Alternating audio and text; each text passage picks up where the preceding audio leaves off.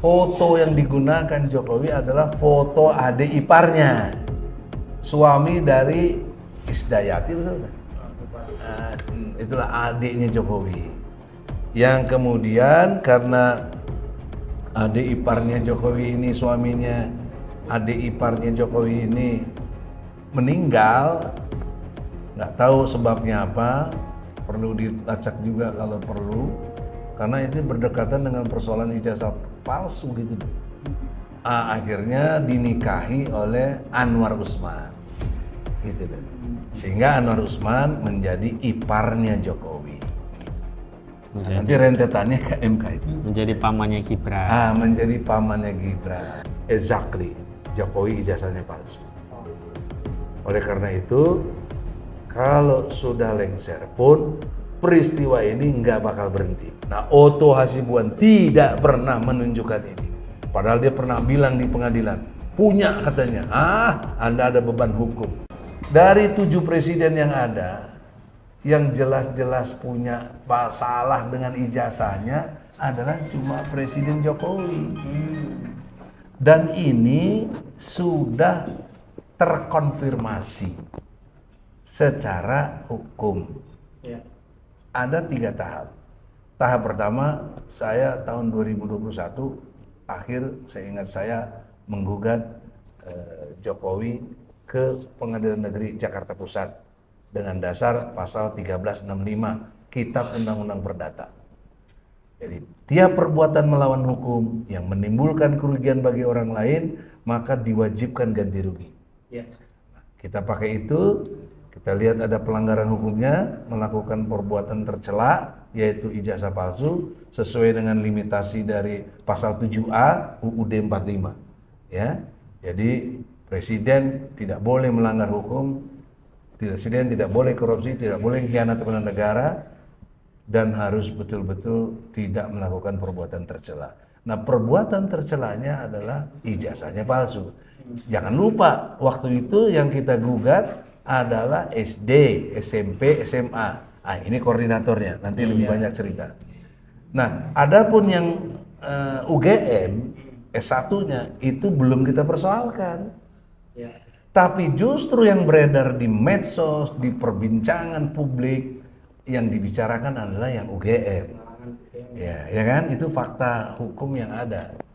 Nah, ternyata di dalam fakta hukum yang ada itu foto yang digunakan Jokowi adalah foto adik iparnya, suami dari Isdayati, betul nggak? Itulah adiknya Jokowi. Yang kemudian karena adik iparnya Jokowi ini, suaminya adik iparnya Jokowi ini meninggal, nggak tahu sebabnya apa, perlu dilacak juga kalau perlu, karena itu berdekatan dengan persoalan ijazah palsu gitu. Akhirnya dinikahi oleh Anwar Usman, gitu deh. Sehingga Anwar Usman menjadi iparnya Jokowi. Nanti rentetannya ke MK itu. Menjadi pamannya Gibran. Menjadi pamannya Gibran. Kalau di Amerika ada paman Sam, ini paman Usman. Uncle Sam, Uncle Usman. Uncle Usman. Jadi oleh karena itu, di dalam perspektif ini menjadi jelas, bisa dikonfirmasi lewat laboratorium Mabes Polri. Apakah ijazah yang tertera foto di UGM yang ada itu betul foto Jokowi atau Heru Mulyono? Hari Mulyono. Hari Mulyono itu suami dari adiknya Jokowi. Ya. Nah, oleh karena itulah perlu diperiksa. Nah, itu sudah kita ajukan. Gugatan kita karena sedang berjalan ditangkap Bambang Tri dan Gus Nur. Kita kelimpungan waktu itu, jujur. Karena alat bukti dan saksi-saksi, karena baru persiapan kita belum siap itu, masih ada di Bambang Tri dan Gus Nur, ya, itu akhirnya nggak bisa kita tampilkan. Nah, tapi atas saran Akla sebagai koordinator, Bang, kita cabut aja gugatan ini. Karena kalau kita terusin pasti kalah. nanti kita jatuhnya nggak bisa lagi gugat. Tapi kalau kita cabut sekarang, jatuhnya 0-0, seri. Saya ingat sekali. Oh iya, logis itu selalu. Oke, saya cabut. Tapi fitnahnya luar biasa. Egy Sujana, mau dibayar berapa tuh? Menyebut gugatan. Tambah lagi Yusril Iza Mahendra dengan gagah berani nyindir kita. Kau yang mulai, kau yang mengakhiri. Saya ingat betul. Ada yang nggak paham teori strategi attack. Ini strategi attack kita. Cara strategi kita untuk menyerang, tapi tarik dulu gitu loh. Ya kan? Kayak ini busur panah. Busur panah tuh kalau ditarik itu justru lebih kuat, tarikan ke belakangnya itu melepasnya lebih melesat. Itu ternyata dibuktikan oleh Allah, bukan oleh kita. Kenapa? Karena dengan ditangkapnya itu peristiwa perdata yang kewajiban kita harus membuktikan berpindah menjadi peristiwa pidana, kewajiban ada pada polisi dan jaksa untuk dibawa ke pengadilan yang disebut P21. Nah, 6 bulan kita sidang di Solo. Tiap minggu, seingat saya hari Kamis, selalu. Yang selalu tidak pernah hadir, tidak pernah absen. Saya pernah absen 2-3 kali lah, ya, karena udah rasa oplos apa gitu-gitu loh.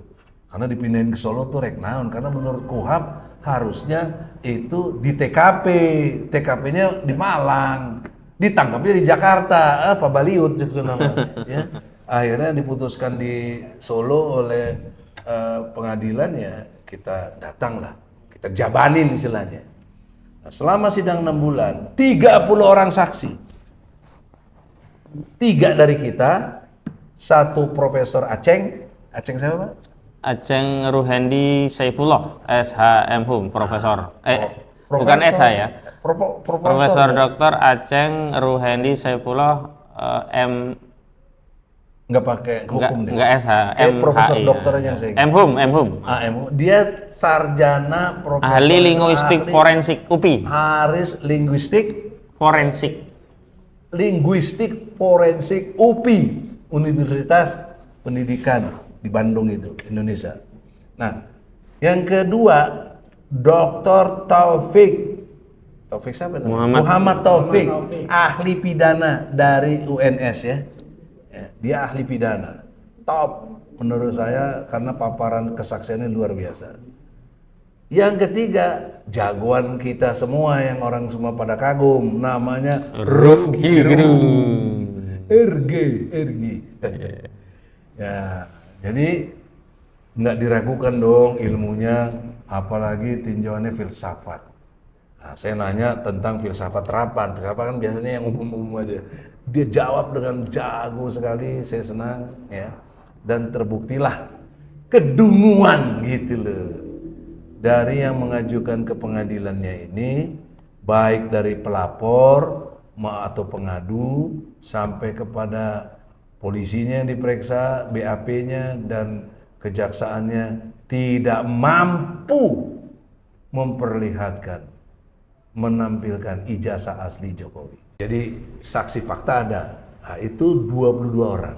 Mulai dari kepala sekolah, SD, SMP, SMA, kemudian teman sekelas, teman OSIS, wakil ketua OSIS, semua tampil. Pertanyaan kami cuma satu, apakah kalian pernah lihat ijazah asli Jokowi? Enggak ada yang pernah lihat. Tapi anehnya kok ada fotokopi yang dilegalisir, yang dibawa oleh jaksa. Itu langsung saya konfirmasi ke meja hakim. Ayo kita maju ke meja hakim, kan biasanya gitu tuh. Ya hakimnya ada majelisnya 3. Majelis hakim dengan hormat, ini jelas bukti nyata. Fotokopi yang dilegalisir. Pertanyaan ilmu hukumnya, apakah fotokopi bisa jadi alat bukti? Tidak bisa. Itu pun dijawab oleh saksi ahli dari mereka yang ahli pidana. Tidak bisa. Diceritalah tentang mahasiswanya pernah ada yang hilang ijazahnya, nggak bisa dapat salinan nggak bisa dapat yang asli karena asli cuma 1 sekali itu saja. Kalaupun ada salinan atau kopian dan lain sebagainya, Gitu loh. Tapi ada keterangan bahwa hilang. Nah, Jokowi tidak ada kehilangan ijazah, nggak ada laporan polisinya, gitu loh. Atau mahasiswanya yang profesor tadi dari UI ada, ya, jadi diterima. Nah, itu Jokowi kan nggak ada. Nah, jadi dengan itu closing statement saya kepada hakim, tolong jadi catatan bahwa ini tidak ada ijazah aslinya. Nah, logika berikutnya, harusnya dakwaan itu gugur. Karena dakwaan itu diatur dalam pasal 143 KUHP, harus cermat, harus lengkap, harus jelas. 3 kategori ini. Boleh baca KUHP tuh, pasal 143, bukan saya ngarang-ngarang. Nah pertanyaannya kalau nggak ada yang asli, dari mana kejelasannya? Dari mana kelengkapannya? Dari mana sempurnanya, ya, cermatnya? Nggak ada.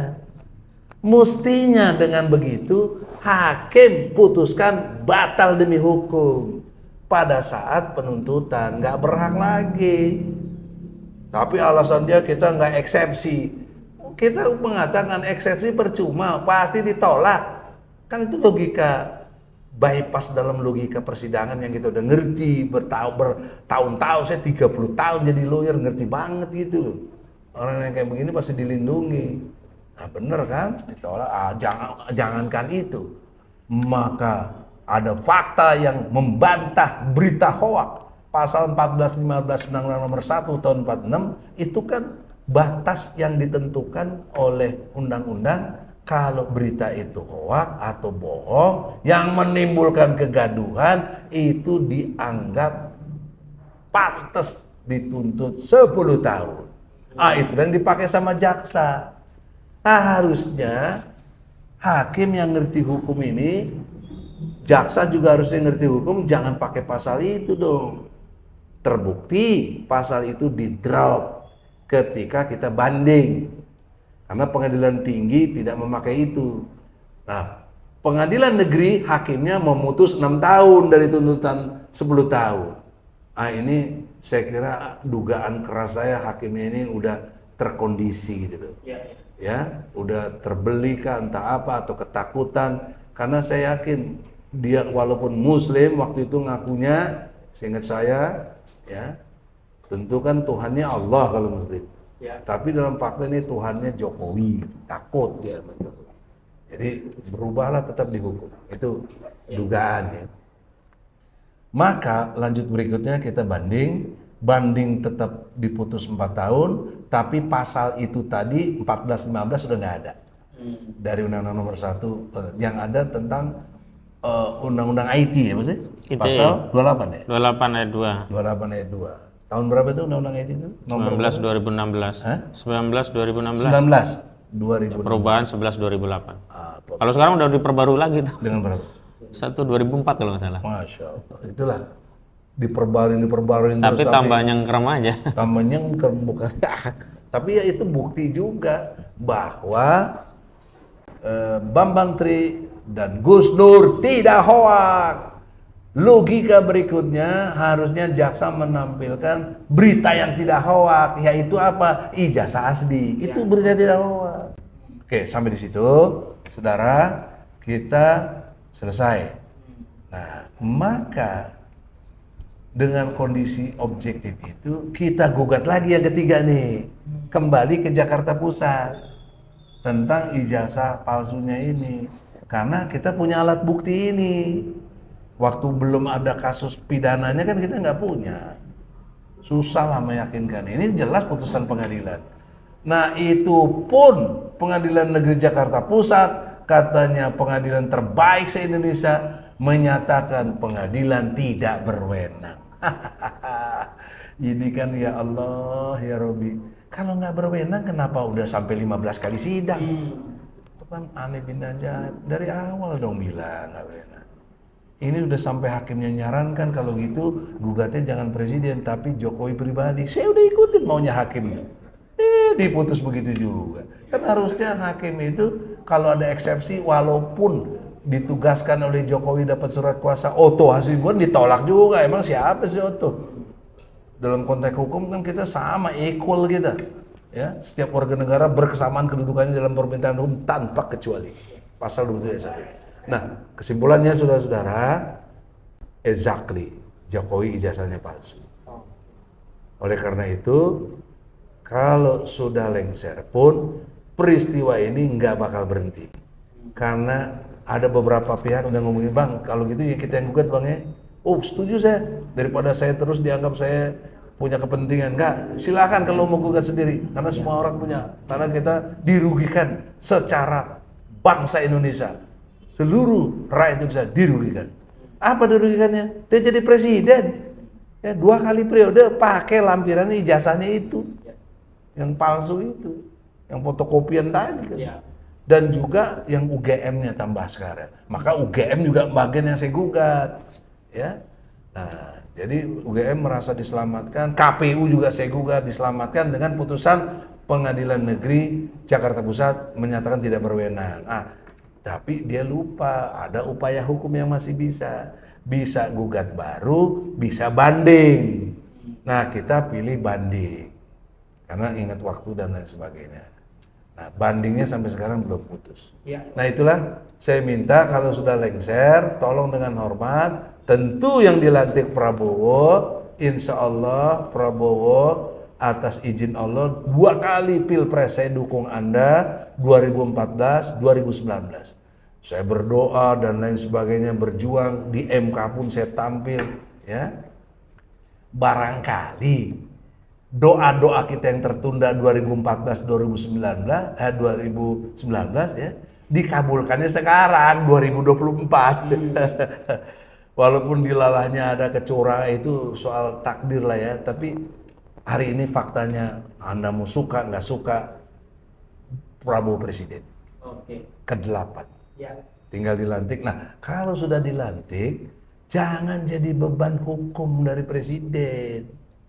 Karena presiden sudah sumpah pasal 9 UUD 45, sumpah jabatan presiden demi Allah. Sebagai presiden dan wakil presiden akan menjalankan undang-undang dan peraturan lainnya sebaik-baiknya dan seluruh-seluruhnya demi nusa dan bangsa. Apa yang dijalankan, digugat yang nggak pernah datang, ya itu bagaimana? Kalaupun kasih surat kuasa, tunjukkanlah ijazah aslinya. Nah, Otto Hasibuan tidak pernah menunjukkan ini. Padahal